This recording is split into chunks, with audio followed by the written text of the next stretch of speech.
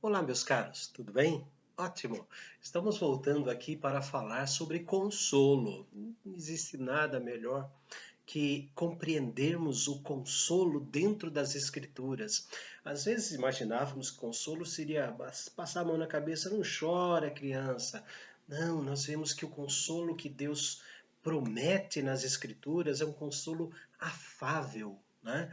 Ele nos traz assim no seu colo, como uma mãe está amamentando o filho, os nutrientes, né, que a mãe passa para o filho através do aleitamento materno. Deus faz essa comparação lá no Salmo, não, perdão, em Isaías 66, ele faz essa comparação. Então vai passando os nutrientes, a calma, vai passando a vacina, né?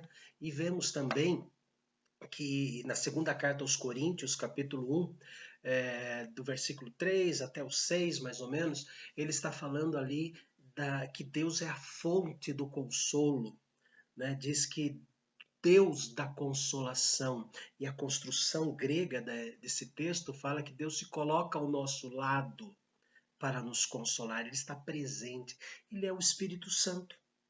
Né? Por isso que ele está presente em nós para nos consolar. Depois ali na segunda carta aos Coríntios, capítulo 1, versículo 5, fala da abundância, como é grande, como é abundante, é eterno, é forte, é a motivação da nossa adoração, motivação do nosso louvor. E temos que transbordar, passar para os outros. Quando Deus nos consola, ele é abundante, ou seja, faz transbordar de nós. A consolação de Deus é suficiente para nós e também para os outros. Por isso que ele fala de compartilhar e de transbordar as bênçãos da consolação que nós recebemos em Cristo. E nós temos aqui agora nosso quinto estudo, né, sobre o consolo, breve, por sinal, mas ele fala de algo. é, eu fico com vontade de ter esse consolo, né? Como é que nós conseguimos isso? Quais são os meios que Deus usa para conseguirmos esse consolo? Nós já vimos que não é possível, que não acontece a história de olha, eu sou Deus Todo-Poderoso, tocar a campainha lá, eu sou o Deus Eterno, vim aqui sentar na sua sala e consolar você. É claro, isso não acontece. Ele não manda mais anjos para consolar, coisa que fez no Antigo Testamento e para o próprio Senhor Jesus. Mas ele, após a ressurreição, a vitória sobre a morte, Jesus soprou sobre os discípulos o Espírito Santo. No entardecer daquele domingo da ressurreição, ele entra no cenáculo onde os discípulos estavam e ali ele diz: paz seja convosco. Assim como o Pai me enviou, eu também vos envio. E soprou sobre eles o Espírito Santo, não é? Então, o Espírito Santo começou a habitar dentro do coração dos apóstolos, porém, ainda ele não se manifestou. Foi se manifestar 50 dias depois, no dia de Pentecostes. E nós vemos ali que o Espírito Santo já estava, tomou posse dos discípulos, ele mostrou ao que veio aos discípulos e só se manifestou externamente em Atos capítulo 2, né, conforme a determinação divina que deveria acontecer na festa de Pentecostes. Né? Mas onde eu posso tirar esse consolo? Somente em dois lugares. Nós sabemos que o Pai é a fonte, o Filho é a fonte, o Espírito Santo é a fonte de todo consolo, de todo conforto. Mas as Escrituras mostram para nós que não existe conforto e consolo fora de Deus, e Deus somente autorizou duas maneiras de consolo. A primeira delas está no Salmo 119, versículo 50. Salmo 119, versículo 50. Diz assim: O que me consola na minha angústia é isto, que a tua palavra me vivifica. Nós entendemos uma coisa profunda aqui. O que me consola na minha angústia, tua palavra me vivifica. A angústia que ele está sentindo é uma angústia de morte. Angústia, nasceu essa palavra de mão no pescoço. É quando estamos sem ar, como se alguém estivesse nos sufocando. A palavra angústia quer dizer isso, né? Sufocar, apertar o pescoço de alguém, deixá-lo sem respirar. Então ele coloca de uma maneira bem profunda, dizendo que o que me consola na minha angústia, na minha falta de ar, é que a tua palavra é que me traz vida.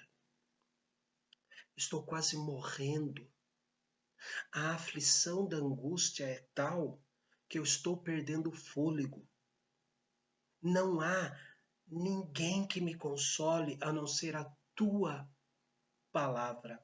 O Salmo 119, ele é o salmo que prova para nós que a Bíblia Sagrada, esses 66 livros, a Bíblia Sagrada é a voz de Deus. É Deus falando conosco, principalmente nas línguas originais. A nossa confissão de fé de Westminster, ela fala que a Bíblia deve ser traduzida na língua de todos os povos, né? Na língua materna de todos os povos. Mas quando houver uma diferença, quando houver alguma coisa estranha, temos que recorrer ao Supremo Tribunal, que são as línguas originais. Então, a Bíblia é a palavra de Deus. Mesmo que a nossa tradução da nossa língua portuguesa careça, precise de melhorias, tá? Porque é um trabalho humano, toda tradução é um trabalho humano, né? E suscetível de melhorias, é o que diz na introdução da sua Bíblia. Dá uma olhada lá, né? Lá diz que é um trabalho humano e como humano é falho. Por isso nós temos que recorrer ao texto original para saber o que isso significa. Então, é a voz de Deus. A Bíblia é a única voz autorizada por Deus. Por isso que temos que ter carinho com o que pregamos, com o que lemos, com os comentários que lemos a respeito da Bíblia, a filmes que assistimos, né, vendo, citando as escrituras, novelas, né, que uma determinada televisão está fazendo aí, que se comparar com a Bíblia está completamente torto, completamente errado. Então nós temos que ter um carinho muito grande, porque o que tira de nós o sufoco da morte é a palavra de Deus. Salmo 119 ainda, agora versículo 76. Venha, pois, a tua bondade consolar-me, segundo a palavra que deste ao teu servo. A tua bondade me consola, de acordo com, segundo a palavra que deste ao teu servo. A Bíblia é a única fonte onde nós, servos do Senhor, temos que beber, ou temos que encher o cantil e oferecer para as ovelhas. Não podemos pregar fora das Escrituras, mesmo que a pregação seja a mais simples possível, leitura após leitura, mesmo que seja reler no púlpito da escola dominical, na devocional, ela é a voz de Deus. E a única fonte autorizada por Ele para trazer o consolo. Ah, sim, dá para ser consolado,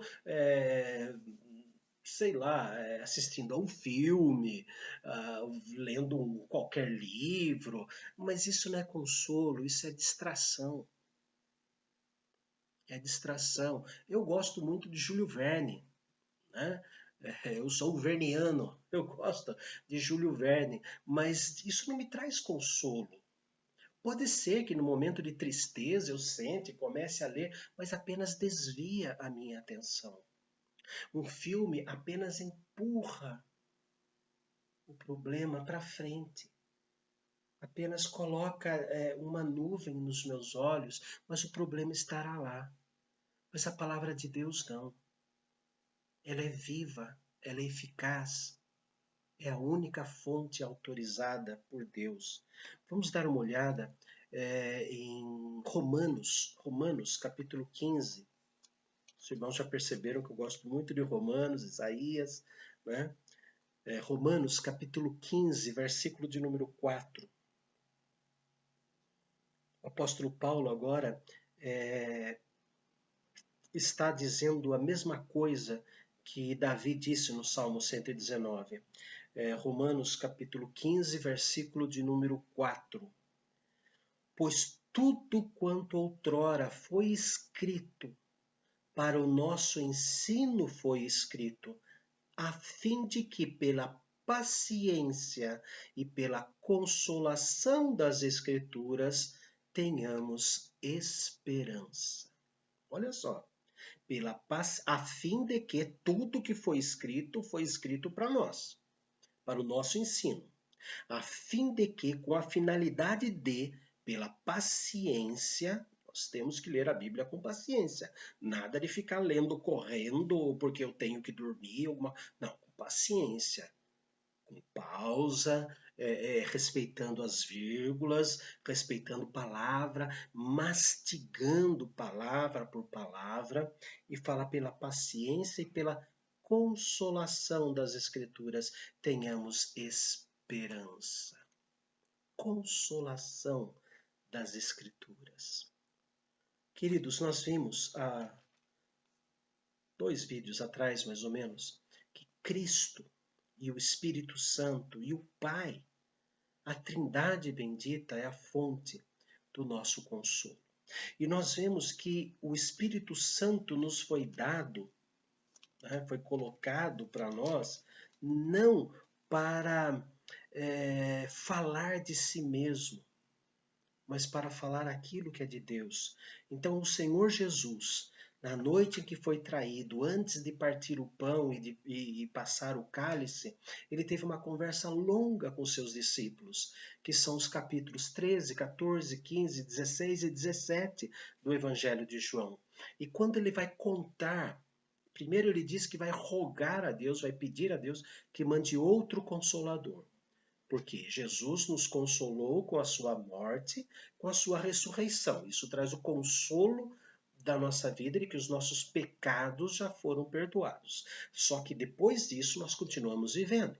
Então ele manda o Consolador, e eu rogarei ao Pai, ele vos dará outro Consolador, a fim de que esteja para sempre convosco. E este outro Consolador tem como incumbência ensinar a palavra de Deus e nos fazer lembrar das palavras de Jesus. E aqui no capítulo 16, versículo 13 do Evangelho, nós vemos o seguinte: quando vier, porém, o Espírito da verdade, ele vos guiará a toda a verdade, porque não falará de si mesmo, mas dirá tudo o que tiver ouvido e vos anunciará as coisas que hão de vir. O Espírito Santo mostra que a função dele é nos fazer lembrar da palavra de Jesus, nos levar até a verdade. Jesus é a verdade, é o caminho, a verdade e a vida, nos levar ao consolo perfeito. O Espírito Santo age através das Escrituras. É por isso que temos que ter muito, mas muito cuidado mesmo com o que cantamos na igreja, tanto hinos quanto os cânticos espirituais, cânticos infantis, com o que lemos em revistas ditas cristãs, livros ditos cristãos, músicas ditas cristãs. É com tristeza que nós vemos tantos cantores gospel assumindo a homossexualidade. Um outro que foi muito famoso por aí, agora faz parte de uma seita satânica. Não podemos confiar em outra coisa a não ser nas Escrituras. Ela é a fonte que nos leva a conseguir, é o caminho que nos leva à fonte, que é o Pai, o Filho e o Espírito Santo. Mas as Escrituras também dizem que existem os mensageiros de Deus, que não são anjos, somos nós. Nós vimos na segunda carta aos Coríntios que temos que transbordar o consolo que Jesus nos dá. Então, nós somos mensageiros também desta palavra, desde que a palavra seja usada. Eu, como pastor, se eu subir ao púlpito e pregar outra coisa que não seja a palavra de Deus, eu não estou sendo a voz de Deus. Quanto mais simples, quanto mais preso às Escrituras a pregação for, mais fiel a Deus ela é. Precisamos nós, pregadores, professores de escola dominical, tanto de crianças quanto de adultos, precisamos tomar cuidado para não fugirmos das Escrituras. Mas a nós foi dada a palavra da reconciliação. Deus estava em Cristo reconciliando consigo o mundo, não nos imputando os pecados, e nos deu o ministério da reconciliação, a saber, né, que nós somos os mensageiros dele. Então, quanto mais próximos da verdade, quanto mais da verdade da Bíblia falarmos, melhor. Quanto mais simples for, quanto mais bíblica for a explicação, melhor. Nós somos embaixadores. Mas veja Isaías capítulo 40, versículos 1 e 2. Isaías 41, 2. Isaías ele é dividido em duas partes. Do capítulo 1 até o capítulo 39, versículo 8, ele está falando da depravação de Israel e por que Israel vai para o cativeiro. Ele mescla alguns capítulos ali falando sobre a vinda de Jesus, sobre a vinda do Messias. Capítulo 11, por exemplo, né? Ele mescla ali, mas ele está especificamente falando do porquê vocês vão para o cativeiro.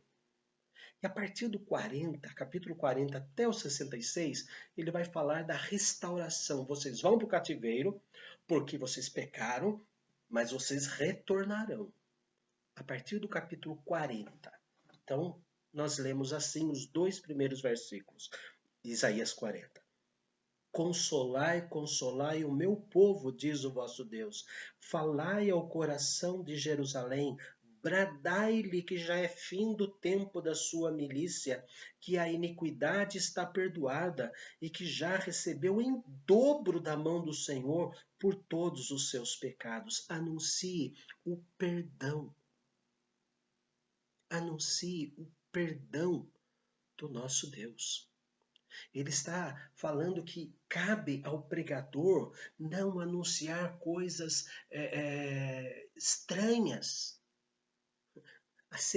A sementinha contra coronavírus, sementinha que custa R$1.000. Mas pregar o perdão, pregar o arrependimento. Quando a igreja de Éfeso, que era uma igreja firme espiritualmente falando, começou a ficar fria, era firme, mas tinha abandonado o primeiro amor, então mandou fazer festinha na igreja, almoço de confraternização. Ele mandou descobrir onde é que erraram, se arrepender, voltar atrás. Então, o pregador, o professor de escola dominical, não pode bajular o aluno, tem que ser o mais próximo e o mais simples das Escrituras. Está escrito. Para nós hoje, essa expressão está escrito e ler é a mesma coisa que falar Deus está dizendo assim. Essa é a voz de Deus. Primeira carta aos Coríntios, capítulo 14. Primeira carta aos Coríntios, capítulo 14, versículo 3. Deixa eu conferir aqui. Isso. Primeira carta aos Coríntios, capítulo 14, versículo 3. Deus usa apenas as suas escrituras e nós, pregadores, professores, quem faz devocional, quem manda mensagens no WhatsApp, quem manda, nós temos que compartilhar o consolo. Olha só o que diz aqui. Mas o que profetiza, fala aos homens, edificando, exortando e consolando. Então, aqui está o esboço da vida do pregador. Ele tem que edificar, exortar, encorajar e consolar, falar sobre o perdão, falar sobre a graça, falar sobre a necessidade do arrependimento. Como eu posso conseguir as escrituras? Aliás, desculpem, como eu posso conseguir o consolo? Apenas através das escrituras. Apenas através dos meios pelos quais as escrituras são anunciadas. A voz do pregador, do professor de escola dominical, do irmão que faz a devocional, do irmão que canta, que compõe hinos e cânticos espirituais. Apenas nesses dois meios nós ouvimos a voz do Senhor. É claro que Deus também usa a oração para nos quebrar o coração e limpar o nosso entendimento para compreendermos as Escrituras. Por isso que é importantíssimo, na hora que você for ler a Bíblia, mesmo que você tenha esse plano de leitura da Bíblia, é importantíssimo que você ore primeiro e após orar, você leia com muita calma a Bíblia. E depois que terminar de ler, de estudar, ver o que significa aquela palavra, orar novamente. Senhor, eu acabei de estudar a tua palavra. Aplica em mim o que precisa ser aplicado.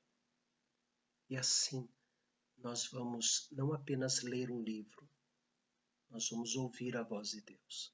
Ó Pai amado, eu te agradeço e te louvo pela tua palavra, pela Bíblia que está nas mãos dos teus filhos.